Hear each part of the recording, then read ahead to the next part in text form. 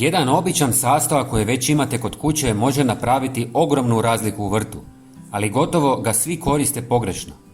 Govorit ćemo o kvascu, da, onom istom koje koristite za tijesto, ali ono što radi u zemlji puno je zanimljivije nego što mislite. Kada ga dodate u tlo, pokreće pravu malu živu tvornicu korisnih mikroorganizama. Ali tu većina ljudi pogriješi. Isprobaju ovo i kažu da ne djeluje, a zapravo zaborave jedan mali detalj bez kojeg cijela stvar nema smisla. Kvasac bez toga ostaje praktički neaktivan i zato ga mnogi koriste pogrešno.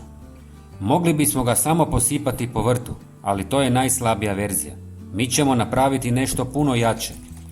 U pola litre tople vode dodajte 1 žlicu suhog kvasca. I sada dolazi ono najvažnije. Dodajte 1 žlicu šećera. Bez toga nema reakcije, nema aktivacije, nema rezultata. Tek tada kvasac počinje raditi ono zbog čega je toliko moćan.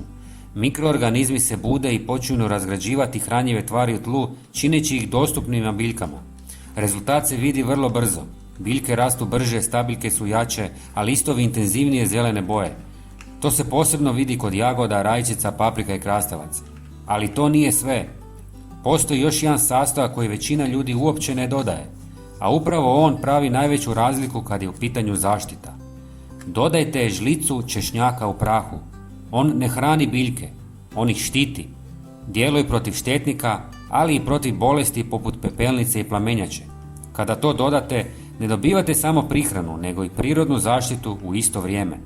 Ostavite da odstoji nekoliko sati, a zatim razredite s još pola litre vode. Dobit ćete jednostavnu, ali izuzetno učinkovitu mješavinu. Koristite je svakih nekoliko tjedana i promatrajte što se događa. Razlika će vas iznenaditi. Ponekad, upravo najjednostavniji trikovi daju najbolje rezultate.